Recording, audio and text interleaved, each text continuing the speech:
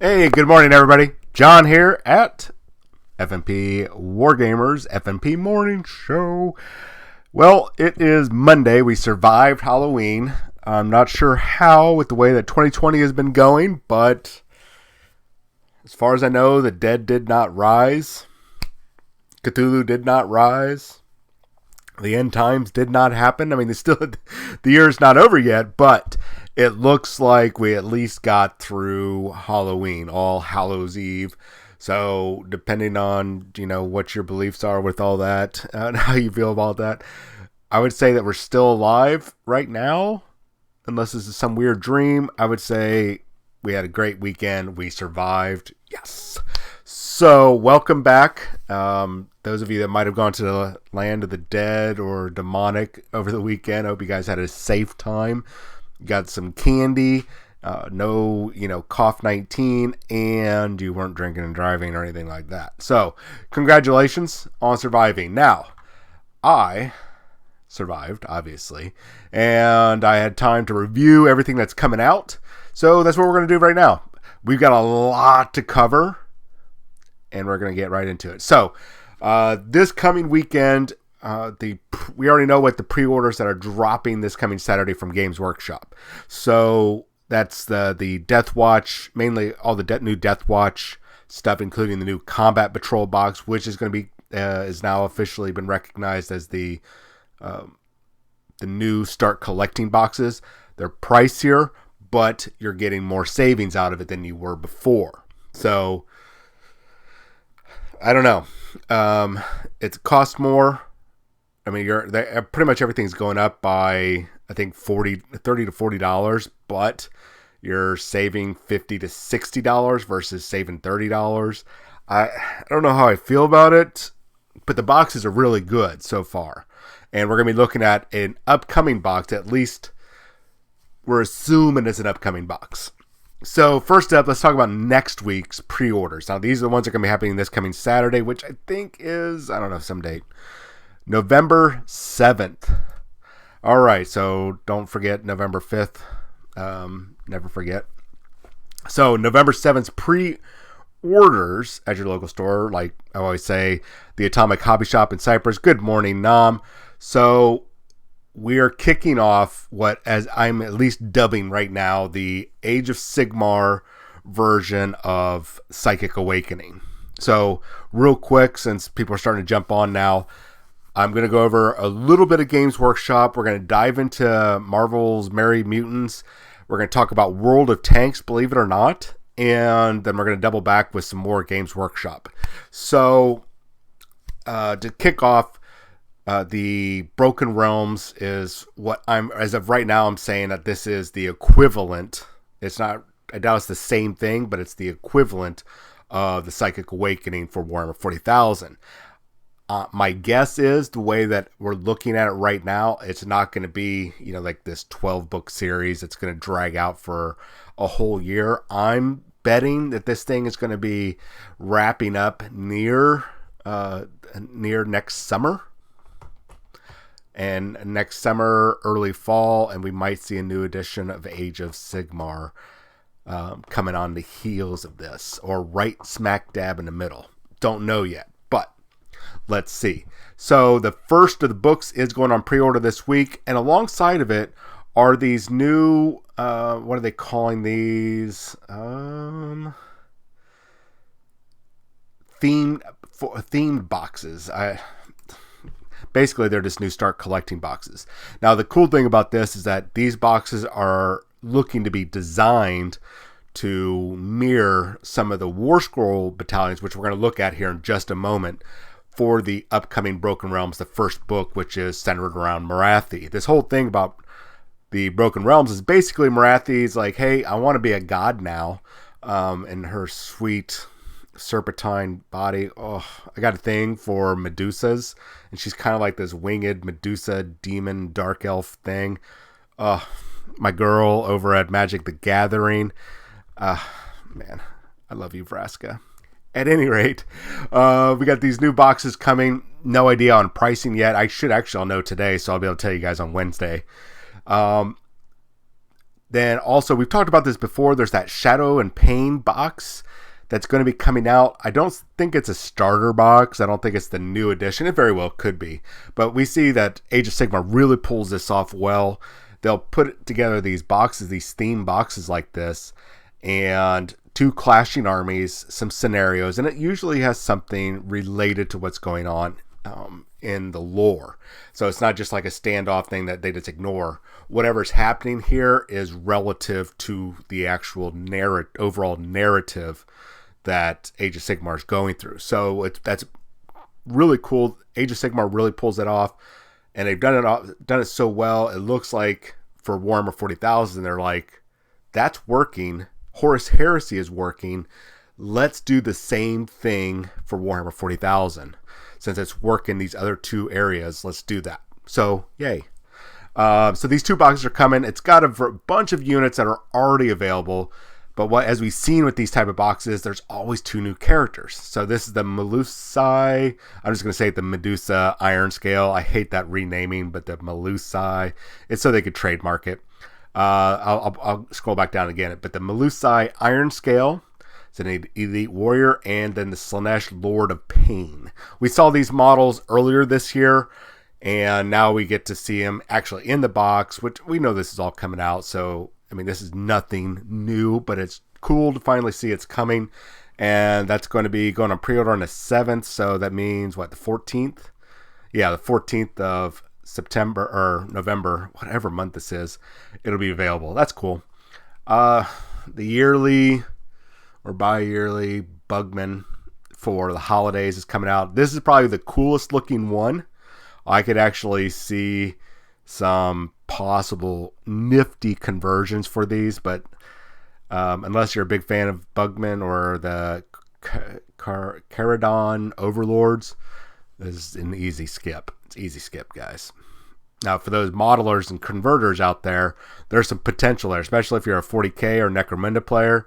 You could have yourself a very snazzy looking squat. So, just putting that out there. Now, Hero Series 3 is finally making a way. Hero Series 1 featured Firstborn or regular Space Marines. Or is that Hero Series 2? And Hero Series 1 or 2 had Terminators, Blood Angel Terminators and Ultramarine Marines, but they didn't have the logos on it, so you could do whatever you want. But anyways, those have already come out. This is another series. This is centered around the Death Guard. We got 5 different models that we can actually see, and then there is a leader model. No idea what he looks like, but I'm going to be digging because I'm sure this was already released in, I believe, Germany and Japan. So that was already available, so there's got to be an image out there of that character model there. I don't know if he's a sergeant, he's a captain, he's a psyker, he is something. Regardless, these sculpts are not available anywhere else except for this limited series. So I know the Atomic Hobby Shop has the Series 1 and Series 2. I saw them on the shelves. Very likely, since these are extremely popular, they'll probably be available there as well, or at your local game store. Holiday time, so now we're going to start seeing novelty stuff. Playing cards, Indominus, Warhammer 40,000, Indominus Crusade playing cards. No idea what they look like on the front, but this is just playing cards, guys and gals. But if you're a collector, you like this sort of novelty thing, then this is for you. Perfect thing. Forge World, we got a bunch of Aeronautica Imperialis terrain coming out. Cool. And then Black Library, it's that time of year again. We're going to start seeing the return of the novellas and the Advent calendar. So it's definitely holiday season because we're starting to see all the novelty stuff. I want to say junk stuff, but it's not really junk if you care about it. I don't care about it, so I'll say junk for myself. But for other people, these art cards, those playing cards, those are important. You know, you like those things, and there's nothing wrong with that. I say junk because it is a luxury I can't really delve into right now, so I have to be a little disparaging towards it. So here is the Broken Realms book, the first one for Morathi. So We got basically 3 different acts, and I'm guessing that's just the full story. We see that sort of thing inside of the Psychic Awakening book. So it looks to be about 60-ish pages worth of story. That's good. And this is an overall about 120 pages. So this is like a double-sized battle tome or codex, or not double-sized, but size and a half-ish, because they're usually around 90 pages. So then we got rules for the Broken Realms, the campaigns, everything, Realm of Battle, battle plans, and whatnot that you're familiar with playing Age of Sigmar. Then we've got Battle Tome updates. So we've got the Daughters of Cain, Cities of Sigmar, Stormcast Eternals, Ideneth Deepkin. So we have all the different, what do you call it? Different, at least 4 of the different factions. They say there's 5 factions taking part, but we're not seeing chaos in here unless we're not seeing a page or something, or maybe I don't know if they cut something out, or maybe chaos just doesn't get anything just yet. But that's all right. It's all right. So we got 4 factions in here, and it looks to be anywhere from 4 to about 6 or 7 different battle tomes. Or battalions, and at least one of each of these battalions is getting a battalion box going on pre-order this Saturday. So you'll be able to at least choose one, especially if it's your favorite faction, and if you need those units or you want to dive into Age of Sigmar, this is a perfect way. Grab the book, grab a battle tome, grab one of these starter War Scroll battalions, and go for it. It's a good start. So this is going to be telling us the whole story, all the players involved, and where we're at in this first opening salvo of the Broken Realms. Rise of the Shadow Queen, my glorious, beautiful goddess, or soon-to-be goddess, hopefully, Marathi. So let's dive over to some mutants. So I did not have an opportunity. I went back and watched some of the old videos. I didn't talk about Magneto, so I think we need to talk about him. So Magneto has, just like everybody else, 2 sides. The difference is that when he's on his dazed or injured side, he's one of those rare characters that gets an increase in health. So starts off with 6. He gets flipped over after he loses those 6 wounds. He goes to dazed side. He goes to 8 wounds. So that's up to 14 wounds. He is a costly 6 threat. You usually are around, I'd say, between 15 and 17 points to spend on your team. And 6 is almost 50%. That's a lot, guys. That's a lot. But he makes up for it. So total 14 health, short range movement, size 2. He has 3 and a 3 for physical and energy defense. That's average, but he has a whopping 6 against mystical. So that's like, because he has that helmet on, he's resistant to psychic attacks. The guy is a boss. So looking at his powers, he has reverse polarity. This is his basic physical attack. Range 3, 6 dice of damage at 0 cost. And he gets power anytime he does damage. It's a very typical thing. If the target character you're attacking is within range 2, this character can reroll any number of its attack dice. If it is not, after the attack is rolled, push the target character short range. So either if they're within range 2, you're going to get to reroll any number of your attack dice. Oh God. Or if they're outside of range 2, so if they're just outside between range 2 and the end of range 3, you can push them away. Oh my God. That's awesome. Very trolly. The next physical attack is the Shrapnel Blast. It is an area of effect attack. It is range 6, or it's area effect 2, 6 dice of damage, but it costs 5 power. But it's a doozy. So when measuring the range and line of sight of this attack, you may choose to measure the range and line of sight from a metal construct. These are things that come with Magneto. Within range 3 of this character instead of from his character. So now you have an extended range from him, which is really good. And if you do, after all the attacks are resolved, you have to destroy the metal construct. no duh, because anytime you destroy a building or a terrain piece, it's gone. It's removed. And then after each attack is resolved, the character gains the stun. So no matter what, you're going to do something. You might not damage them, which is, if you're doing 6 dice worth of damage, you're very likely going to hurt somebody or somebody's. But you're still going to be slapping that stun effect on her. So that's awesome. Then he's the other leader. He's the main leader of the Brotherhood of Mutants, the actual creator. The other one is right now, using the Freedom Force title, is Mystique. So this is called From the Ruins. When a terrain feature is destroyed, after the effect is resolved, so like when he does Shrapnel Blast, choose a number of allied characters equal to or less than the terrain feature size. Each chosen character gains 1 power. A character may gain only 1 power as a result of this leadership ability per turn. That's pretty close, or pretty awesome. Blow up a terrain, hurt some people, stun them, and then give your dude some power. That's pretty gosh darn awesome.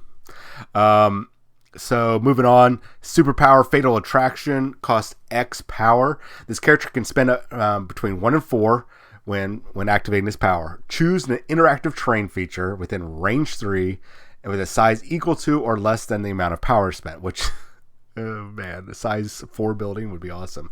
And then you throw it long range. I mean, you could throw a massive building long range. Before using this power, this character must pay 1 power for each time it has already been used this turn. That means you can use it multiple times, guys. But every time you do it, it costs more power. 1 more power. Wow. Okay, his reactive power is Force Projection. When this character is targeted by an attack or would make a dodge roll, you may use this superpower. This character uses its defense, and that looks like, can't see what that symbol is. It looks like energy defense to defend or dodge. This character cannot be pushed or thrown as a result. That's awesome. Master of Magnetism is his innate power. He has 2. The other one being Flight, which we've talked about flight and wall crawling before. And wall crawling is going to come up here in just a moment. Anyways, Master of Magnetism during the power phase. So that's at the very beginning of the next round when all of your characters get reactivated. If there are fewer than 2 metal construct terrain features in play, place 1 metal construct feature within range. Good morning, Grapple Strange. Within range, feature with place 1 terrain feature within range 3 of Magneto. If it is a size 2 interactive terrain feature, then this character gains 1 power for each metal construct in play. Characters may never overlap a metal construct, so that makes sense. That's freaking huge. This guy's a boss. He is probably I would say he's probably right now one of the most powerful characters in Marvel Crisis Protocol. So Beast. All right, so Beast stays the same either side. It's got a modest 6 health, so 12 total movement. He's size 3, so he's a beefy boy, but that's expected. He's always been a big boy. He costs 3. 4 physical defense. His energy defense, to 2. That's not good. And then a 3 for mystical defense. It's average. Acrobatic Strike, range 3, 5 dice, no cost. He gains power, and if he rolls a wild dice, he gets the ambush. And after you resolve the attack, you can place this guy within range 1 of the target character. So you pop that off, and now you're up close and personal. You're basically getting a free movement, a range 3 movement. That's really cool at a cost of nothing. And mind you, you still got to get the wild dice, but with 5 dice, very likely. All right, Animalistic Freestyle, or Parkour, whatever you want to call it. Range 2, 6 dice, 4 power. Regardless if you hurt the guy or not, or a gal or whatever, you're going to put bleed on them, so they're going to be taking damage. Float like a bee, that sort of thing. If you get a wild dice before damage is dealt, if the target character is size 3 or less, you get to push them away. Awesome. And then after the attack is resolved, Beast can move medium range. It's like cost of nothing. I get to move range 3, which is about medium-ish range, maybe a little bit more. And then I could go animalistic freestyle, whoop some more ass, cause you to bleed, throw you away, and then move again, all for 4 power. That's really freaking awesome. Baser Instincts is superpower. Cost 2 power, sorry. Choose an interactive terrain feature. And we've talked about this before when we did the spotlight or panel to play. And basically, a character or terrain feature, and you can, of size 2 or less, you can throw it short range. Kind of cool. Only once per turn. He has Stars and Garters. This is a cool power. The cost X power. He's the second person now, besides Magneto, that has X power, I believe.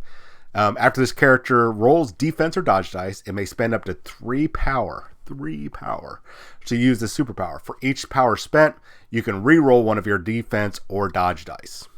Not too bad. Especially against those, when you have only a 2 energy attack, I would very well consider having 1 or 2 extra power laying around.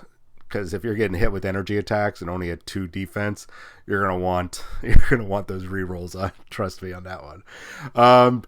His innate power is kind of cool, disconcerting yet provocative. When this character rolls a dice, after the effect is resolved, it gains 1 power if it rolled at least 1 skull. So that's actually really cool. That's a good way to get power. So he's going to be really kind of a power magnet, to be honest with you. Or a power generator. That's not too bad. Basically, I would almost say once per turn, besides this, at the start of the round, he gains power. And then very likely, you're going to roll at least 1 skull during his activation. So there's another power. Plus, if you've dealt any damage or took any damage, he's going to be generating a lot of power. And then he's got the wall crawler ability, which is just like basically flight. It allows some extended full movement when going over terrain features. So really cool. Beast actually is probably one of the better ones. So that's not too bad, man. Beast is actually one of the better out of everybody that I see right now. Out of everybody. Okay, let's go over to World's Tanks. So some of you might have been like, what do you mean World's Tanks? What's going on here? What is going on here? Oh, their webpage sucks. Oh, I hate you, Gale Force 9. All right, so... all right. Let's just do this. This is probably going to look really bad. It does. I'm sorry, guys. Their website is not designed for shrinking down. So, Gale Force 9, about 2 years ago, maybe 3 years ago, they came out with a game. Well, Gale Force 9 started off doing terrain basing sort of material, game aids like special rulers and movement trays and all that kind of, or movement sticks and all that kind of stuff, and I think some dice. Then they started diving into some games like the Doctor Who game. Now they've got pre-orders up for the Aliens game, like the Alien Predator type universe, but it's Aliens. And it's really, right now, it looks like, when I was looking at the game, it's all based off of the second movie, Aliens, with the Colonial Marines and everything. So, and now... Anyways, they had a game a couple years ago, I want to say 2017-ish, called Tanks that came out. Really inexpensive to get into. And they were plastic tanks. I think it was like maybe $12 to $15 for a tank. And it was all in sprue. Very easy to put together, very easy to paint. Now, not the highest quality, but for what you were getting, what you were playing is basically a game of tanks. It was awesome. So it doesn't look like, I don't know what's going on here, if it's just tanks anymore, but it looks like what it looks like is they got rid of tanks, and now it is called World of Tanks. Maybe they've partnered up, or maybe it's just a temporary thing. But it is inside the World of Tanks miniature game. So looks like they might have teamed up. I'm going to delve a little bit more into it, but 1/100 scale tanks. You get 4 tanks in the starter box plus everything you need to play. Now, what is cool, if you're a fan of World of Tanks, or this sort of historical wargaming, what is cool, and you'll have to go to their webpage, but they have a deal right now. We're going to see if we can actually look at it without this stupid drop down. Oh man, they're such a bad design. I'm actually gonna write a message to them that they need to fix that. Anyway, so they have a deal right now. If you buy that World of Tanks miniatures game starter set, all right, you are going to get. I'm just going to read it off real quick here. A T-127 premium tank, tier 3 Soviet light tank, a garage slot to store your new tank in, 500 gold, 7-day premium account, which gives you enhanced rewards such as 10% bonus earning on credits won, extra XP, premium battle missions, and if you play with friends, you gain a platoon bonus of 15% XP, all for free. So all that comes in that box. So it's just an extra code if you've been wanting to play World of Tanks, or you're going to dive into this anyways. It's a cool way to get basically 7-day premium account and all this extra stuff for basically, I would say for free. I mean, you're not really getting it for free because you're having to buy the starter box. Oh, here it goes. If you're already a player, don't worry, we haven't forgotten about you. The starter box has some great online extras. So there we go. 3-day premium account, large repair kit, 10% to your crew's field repair or instantly repair, up the level of rolls and crews on Soviet vehicles by 10% with extra combat ration. Okay, so there is a bunch of boost if you don't have an account. That's not too bad, guys. The overall cost of, well, let's find out what the cost. God, I hate the way that their website is built. For $40, so basically you're getting $10 a tank. They're going to be $12 each. They've only got a small selection right now of tanks, but you know what? If that's your thing, that's not a bad deal. $40, 4 tanks. That's enough for 2 players. You split it with somebody if $40 is too much. Okay, so I'm going to move on. All right, so I said Sparkly Marines. Warhammer 40,000, you guys know I love it, and you know I love Space Marines. At least I hope you guys know I love Space Marines. I really do love Space Marines. I have painted over 2 chapters worth over the past 10 years, 11 years, 12 years. Yeah, I would say 2.5 chapters. Over 2.5 chapters past 12 years. So anytime I see Marine stuff, I do get pretty excited. So looking at the combat, we've seen these combat patrol boxes already with Death Watch and Space Wolves. So what is interesting about this is that if this is true, this could be a very clever deep fake. And if they did, kudos, guys. You pulled one over on us. A very good job.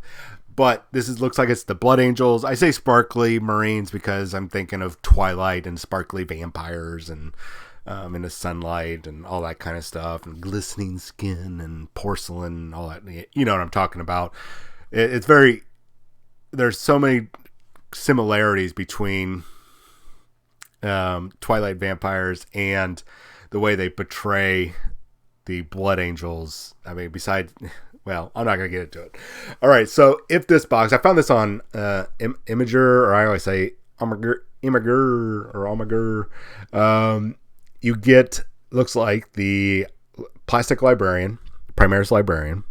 You get a 5-man Incursor squad or Infiltrator squad. You get a 3-man Aggressor squad, a Primaris Impulsor, and a 5-man, 5-man Intercessor squad. So in total, this should be approximately $220 worth of stuff in there. And we've seen so far, I think it's a Death Watch box. It's a value of around $194, $195. You're saving almost $60 on these boxes so far between the Space Wolf one and the Death Watch. And this is a $220 value, and these things are around. They've been pricing them at $140 so far. If true, you're saving probably $80, close to $60 to $80 for this box. That's a gosh darn good deal. Even if you're not a Blood Angels player, guys, even if you're not a Blood Angels player, this is an ideal box. Reason why I say it is you got your two awesome troop choices, intercessors and infiltrators / incursors. You have an impulsor, so you got that awesome transport for either one of them. Likely, you're probably, the way I see at least competitive players, I could see the infiltrate or the intercessors going in there. Maybe with the librarian, the incursors becoming infiltrators. I don't know. Totally up to you. And then, of course, the aggressors, whether they got the Flamestorm gauntlets or the Auto Bolt gauntlets, are their choice. They're still so good. So, and really, depending on what army that you're going to be using them for, you don't have to use them for Blood Angels. This is a good box. I would almost say, one or two of these new combat patrol boxes are really ideal for getting. I mean, that puts you easily over 50 power level for these two boxes, or getting two boxes or more. So this is actually a really, really good deal. If it is going to be if it is about $220 worth of stuff, and they keep it at that $140 price point, you're saving $60 to $80, guys. $60 to $80. And this is a great force to tack on to, hell, the Space Wolf book, one, or the Death Watch one. So for basically, I know it sounds steep, $280, but with $286, you're saving around about $110 to $130 by buying those two boxes. And if you already bought like the Indominus box, or you turn around and buy one of the split the box with somebody, the Elite or the Command box, or forget about the Command box, but the Elite box or the Recruit box, man, you are really set, with the exception of like some heavy hitters, like some more Eradicators or something like that. You're really set. This is a good deal. Ladies and gents. If this is legit, this could be fake. And if it is, dude, it's a good fake. Congrats. Really good fake. Pat on the back. But if it is legit, this is definitely a box to consider, especially if it is they stay at that $140 range. Those impulsors are $75 here in the US automatically.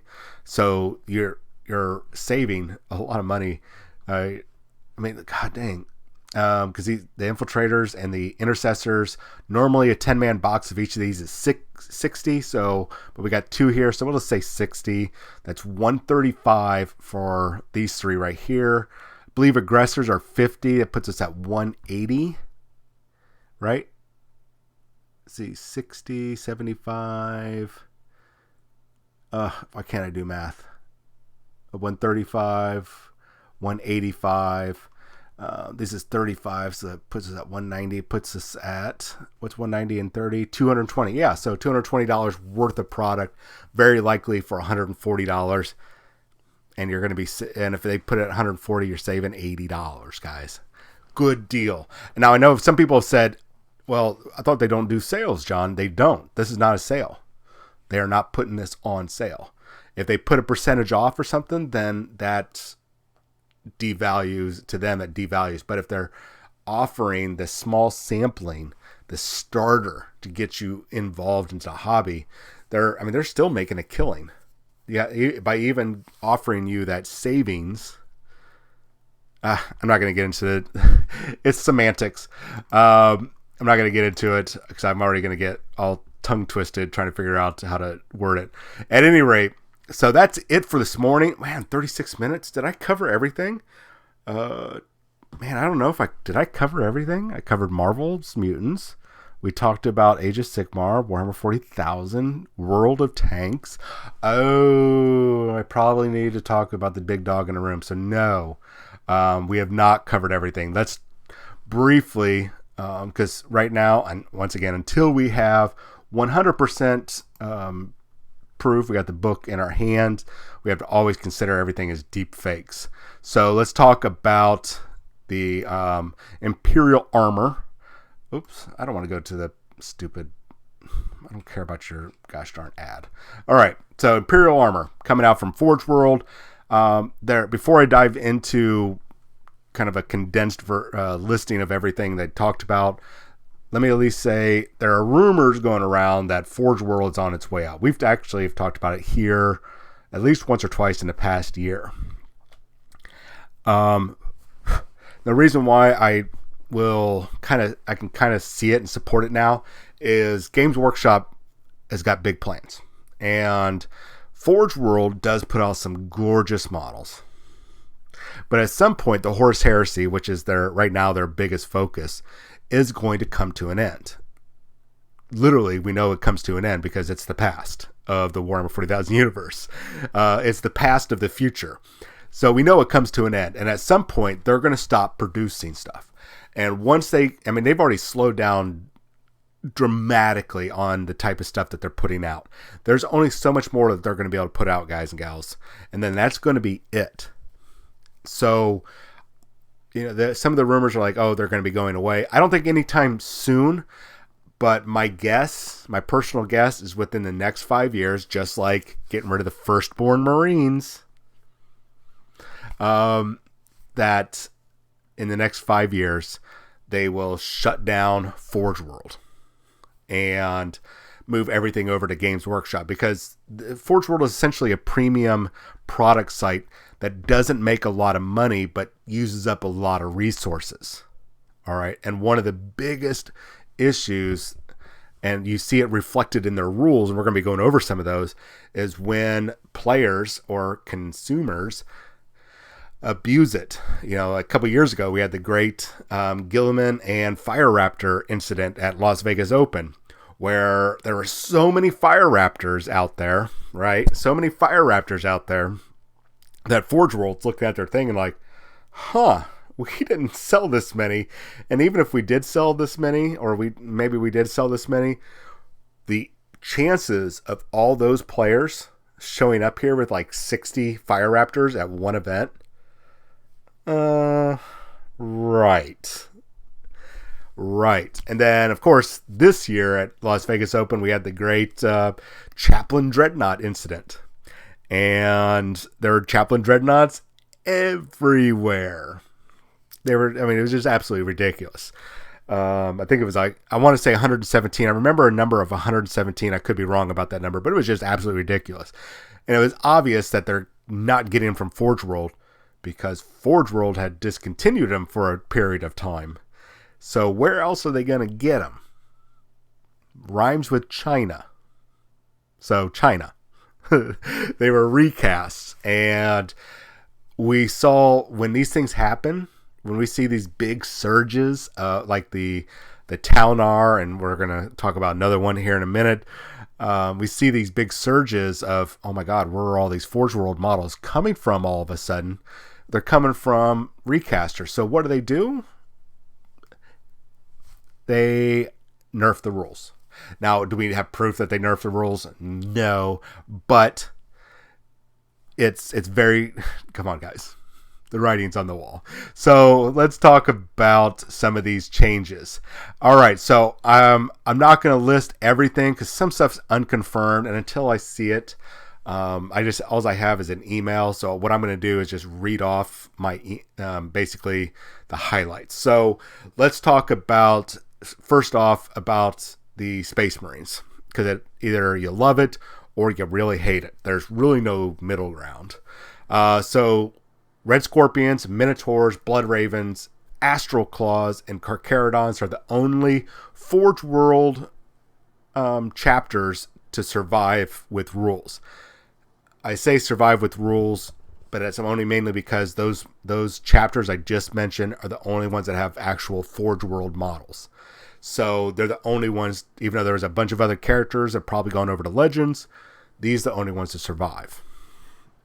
So, and they didn't even really survive that much. All those chapters have their chapter tactics, but they're suggested chapter tactics. So they basically are listing take this chapter. I think Minotaurs are like I'm just going to use Minotaurs as an example. Minotaurs, take them as Imperial fists, and then give them these two different chapter tactics. So you choose your chapter tactics, and their Imperial fist successor chapter, whatever. They do that sort of thing without giving them their own rules. As of right now, could be more, or they might end up having some chapter tactic. I don't know, guys. I really don't know. It's really weird that they did that, but that's also another sign that they don't really care about those rules. They're kind of pointing the finger. Go over to our brother Games Workshop. They've got the rules for chapters there. We're gonna follow what they're doing. So sorry, Minotaur players. They're kind of good. The only thing that that's big for them is, it looks like buff wise, is the Hecaton. I forget his name, but Hecaton something Dreadnought. The name Dreadnought. He went up in points, but he got some buffs all around, so he's still good. The Astraeus, I might be mispronouncing that. Primaris tank, the big giant super heavy tank, got a buff to its wounds and its void shield network, or got reworked, but it stays the same point, so it's still like 700 some odd points. It's still expensive. No big surprise on this next one, because this was another one of those big snafus over the past 2 years at like the big events. I'm just using Las Vegas Open. They're not the ones that are responsible for this, mind you. It's the players, not the organization. It just gets highlighted when you have 800 players at a tournament, and when you have 10% of those players with all of a sudden Leviathan Dreadnoughts and Chaplain Dreadnoughts, it's like, we didn't sell that many, guys. Come on. We really did not sell that many of those.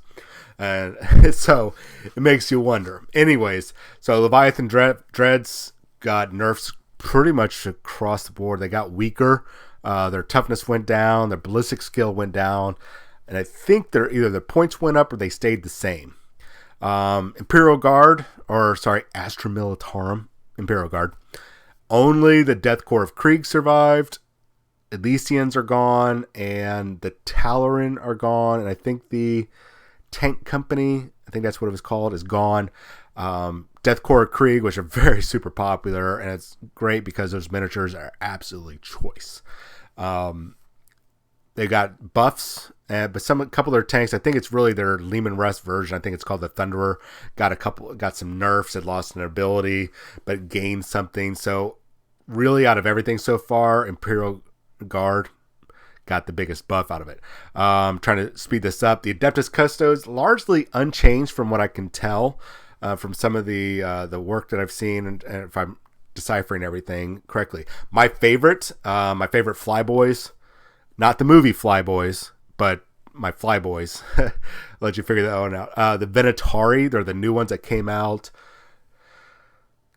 last year at Las Vegas Open. I bought a couple sets of them. Actually, I still got some, and they largely stayed the same, but they got rid of that silly D3 damage on their weapons, and now it's a straight 2 damage, if everything I'm seeing is accurate, which is awesome. I keep wanting to say Galactus, but the Galatus Dreadnought got a nerf by getting reduction of wounds, but its reduction wounds means that it can no longer be bracketed. If you guys are familiar with the bracketing, that the more wounds they have as they take damage, they get weaker and weaker. Some of their statistics go down, like ballistic skill or strength, or the number of attacks go down. So in a way, yes, I think it lost 2 wounds, 1 or 2 wounds, but by doing that, it's now safer. So I don't know how to explain it. It's a nerf, but it's a buff. I hope that makes sense. Their grav vehicles, all the grav, I think they got like 3 grav tanks, 3 or 4 grav tanks. This is really weird. The grav tanks, right? These are tanks that are on like gravity repulsors, like the repulsor tanks. So the grav vehicles lost the grav special rule. that which is basically be able to push people away. So the grav vehicles, the anti-gravity piloting floating vehicles, lost the grav special rule. Let that sink in. The grav vehicles lost the grav special rule. Huh? What the F? And then the Ares, which has been causing a lot of controversy because of one or two people's whining complaints at some tourneys. The Ares is the big flying vehicle. It got an increase in points. It got a little bit of a buff with some of its bombs, but it got an increase in points. But in regular play, if it does not fit on the table in your deployment zone, meaning if anything hangs over the edge of the table, you can't deploy it, guys. You can't. It's not how it works. You got to read the rules. All right. So overall, custos are fine. The Imperial and Chaos Knights largely unaffected. I think mainly the Forge World, the smaller ones, got a little bit of buff. But my favorite, the Ceratus, however you say it, that's the long-legged ones. They lost 2 inches of movement, but I'm not sure. I'm personally not sure if that's a nerf. They went from 14 to 12 inches because the new tabletops, they lose, I think it was 10 inches on the short side, so 5 inches in, and it's 6 inches on the long side, so 3 and 3, I think. So, I mean, you're closing that gap. It's a smaller board, and I think they really, all they're doing is just adjusting it appropriately. So, really, I don't know if that 2-inch movement is a loss or not. I mean, it is a loss, but I don't think it's really that significant, especially now that you're dealing on a much smaller board size. That's my personal opinion, but you guys might not agree with me.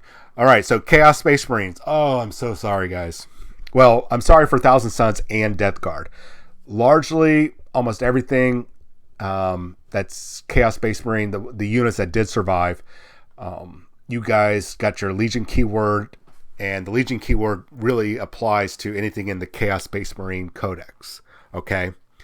The problem is they have the Legion keyword. They don't have Thousand Suns or the Death Guard keyword, meaning almost everything that's in there that was really made Thousand Suns and Death Guard really good, they no longer have access to, because Thousand Suns and Death Guard is not, that's their own keyword. They don't use the Legion keyword. So I don't know if that was a goof on Forge World's fault, which if it is, come on, guys. You've been in this industry you've been doing this for decades, and you're still messing up. Come on. Get somebody get a player, gamers to spell check for you, man, or check the rules. I mean, come on. Bad on you. At any rate, so that's a big blow to Thousand Suns and Death Guard. And plus they lost, the Chaos Space Marines lost a lot of their special dreadnoughts, like the Noise Marine dreadnought and whatnot. Chaos Space Marine Contemptor dreadnoughts got the big middle finger. They all lost the Hellbrute keyword. So Games Workshop, if you're not a Space Marine, and I love my Space Marines, if you're not a Space Marine, if you're not Primera Space Marines, big middle finger. Big middle finger, because we're not done with the hits. Eldar, they lost stuff. I'm not going to go through the list, but the Lynx and a Revenant Titan, they got some buffs. Warp Hunters, which were already okay. I mean, they're not the greatest, but they're really good, but they got a point increase in the edition, and now they're getting a more point increase, which makes them pretty much impossible to, not impossible, but pointless to take. But there was a bit of a thing like what we saw with some of the other units I was talking about, when all of a sudden it's like, we didn't sell that many Warp Hunters, but there's like 60 Warp Hunters in this one tournament of 10 people. So what the F is going on? And plus, we also know that was a big issue because people were 3D printing and they were showing up, and there was pictures at events where people had 3D printed warp hunters and 3D printed grav vehicles from the Custodes, the double barrel grav cannon tank. And it's just like, you couldn't even take the second to file that down or prime it and paint it. I mean, come on, guys. Or, you know, it's even bad on the tournament organizers that took the pictures and posted them. It's like, for fudge's sake, man. God, you just... Oh. Sorry. At any rate, Eldar also lost the big giant, their super heavy flyer, the Phoenix. Sorry, man. You guys lost it. It's not there anymore. Moving on to Tau. I'm very glad I did this, and I'm pretty sure that my the guy I sold them to was very happy. I had like 12 of the Remora drones, sold them. Those guys and the Tetras got a nice big boost, nice solid buff. And here's our Tau vehicle I want to talk about. Surprise, surprise! The Yavara battlesuit. The one that all of a sudden there is tons of them everywhere and people were running 2 or 3 of them at a time. And they were just wrecking so much face because they were so good, so point efficient. And people were just whooping some major ass with those suckers. And they got nerfed. I think there's a slight point adjustment, or they might have gone where they went down. So in a way, that's a boost. I think it's going down. I'm pretty sure that's what it was saying. Went down, but all of its big badass weapons, big scary guns that everybody was afraid of, and that were just really just wrecking, like I said, wrecking face. Major damage reductions down to most of them are down to 1 wound. They only cause 1 wound. From 2 or 3 wounds. So that's huge. And on top of that, they lost either all or half of their armor piercing or armor penetration value. I mean, to me, I'm like, good. You know, I'm a big advocate for Forge World stuff, but Forge World really doesn't know how to write rules. And it's such a shame. That I love their vehicles, I love their models, I love the premium type of, I guess, consistency that they have. However, the fact that their rules are really wonky and always overpowered. And then, of course, I totally get it, buying from that place that rhymes with China. I get it. Ordering from there, or maybe something in a Russian Federation, whatever. You get your fake ones. I get it because who wants to spend over $1 per point? And that's pretty much what it is right now. At least here in the U.S., it's approximately $1 per point of the vehicle. So when you look at, how many points is that? 275 points. So you're going to be paying about $270 for that model. I'm not kidding. So I get it, but you reap what you sow. Especially if you're sitting there 3D printing really badly and you're not even taking time to file or prime or paint the models. What do you think Forge World Games Workshop's going to do? They're going to stick it to you, man. They're going to stick it to you. If you're not buying their product, they're going to give you the middle finger, and they're going to really mess with your stuff. So, I mean, I'm not scolding you. I'm not berating you. I'm just saying you can't really be mad, guys. If you are... The people that should be mad are the ones that buy the genuine Forge World stuff. And they see it ruined because of behavior of other people. But I understand the behavior. I'm just not I can't warrant it, at least legally on air here. I can't warrant it. All right, I'm going to move on here so I don't sound preachy. And I'm not, like I said, I'm not targeting you. I'm not saying you're a bad guy for doing it, but you do reap what you sow. All right. Necrons and Orcs, big buffs all around. No big surprise there for the Necrons. They lost their dynasty that was in Imperial Armor 12, but everything else looks really good. Warboss on bike is back from that got pushed to Legends, but is now back in this book, which makes a lot of people happy because there's a gorgeous model, but it's like one of the most complex orc kits ever. so many little tiny components. I forget what he's called, but the Orc on Warbike miniature that comes in there is a named guy, but now it's just kind of a generic. And then Gargantuan Squigoth, man, you know what? It's such a gorgeous model, but Games Workshop really does not want you to play with it. So they increased the point values. They gave it some new snazzy abilities or new snazzy add-ons, but doesn't look like it's really worth it. So, you know, makes me wonder why or how much longer Games Workshop's really going to just like keep kicking stuff like the Gargantuan Squigoth or even the regular Squigoths in the Nards. I mean, I don't know if Squigoths have Nards, but you know, how much longer are they going to keep doing it? Either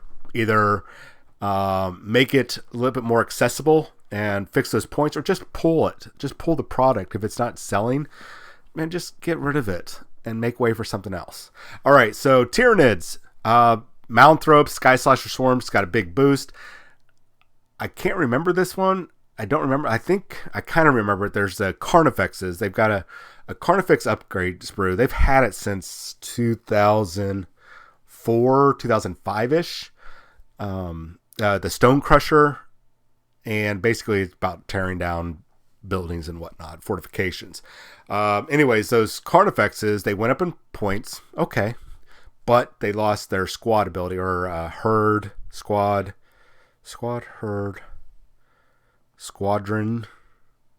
brood or herd. I think brood would make sense. I think that's a thing with them, whatever it's called. They've lost that ability. So now you're just taking them individually.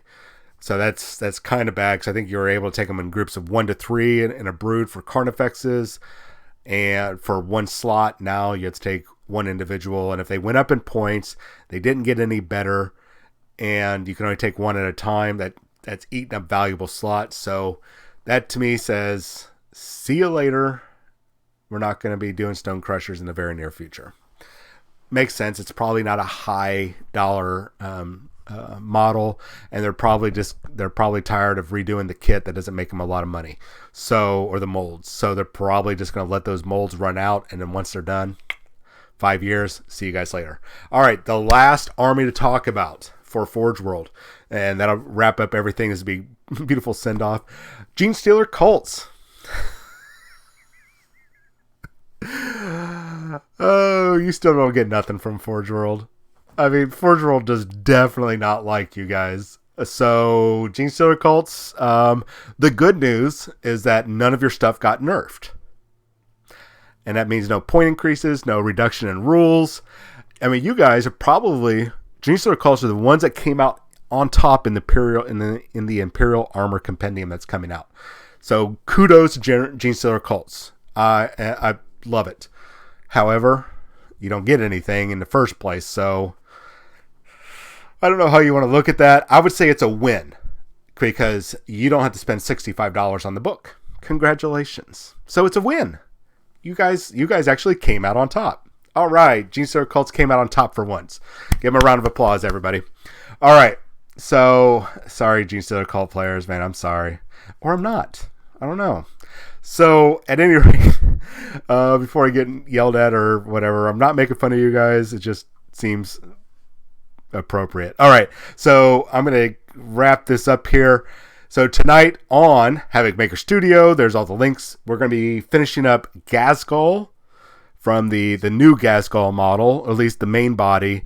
The arms will be on Wednesday. We're also, for Grandpa Strange, I'm going to be working on a model right here, the Adrax Agatone model. We're going to start him tonight, the Salamanders, just so I can get some splashes of color in today and do kind of a warm-up before we tackle Ghazghkull.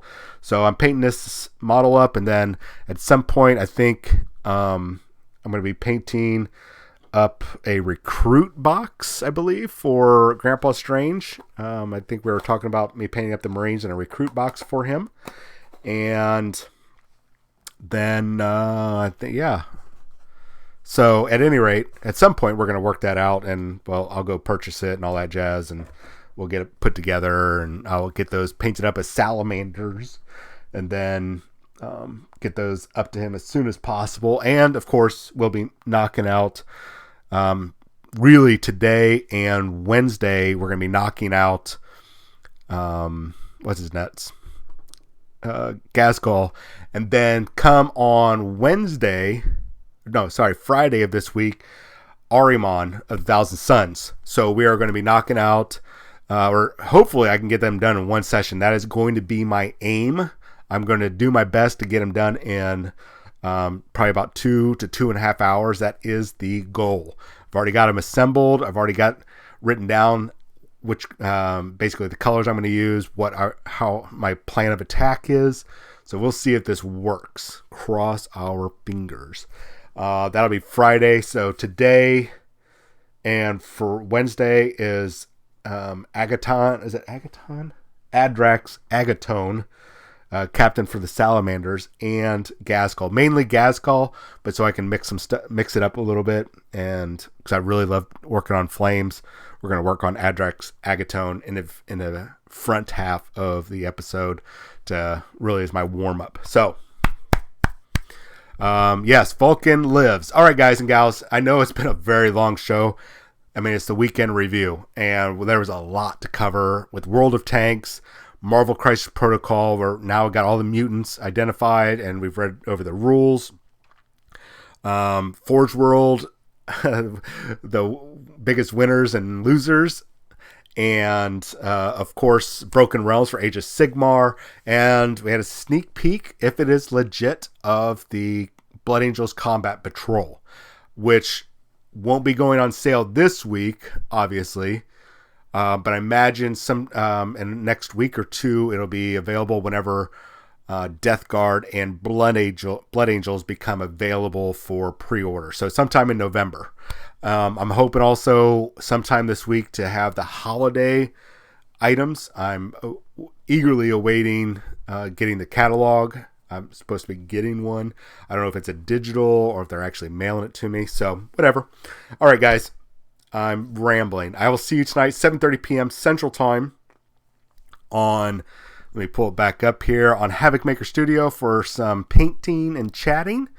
And then if I don't see you there, then I will see you back here Wednesday morning, 10 a.m. Central Time on FNP Morning Show. And hopefully we got some sneak peeks and pricing and everything else that's going to be coming out. I'll see you guys later. Have a wonderful day. Please social distance, wear your mask, wash your gosh darn hands, brush your teeth. It has nothing really to do with the cough-19, but man, nobody likes bad breath. And have some hand sanitizer, guys. Please, please, please. Let's get through this the fastest and safest as possible. You guys have a wonderful day. Enjoy your Monday. I'll see you tonight on Havoc Maker Studio or right back here Wednesday morning on FNP Morning Show. See you guys later.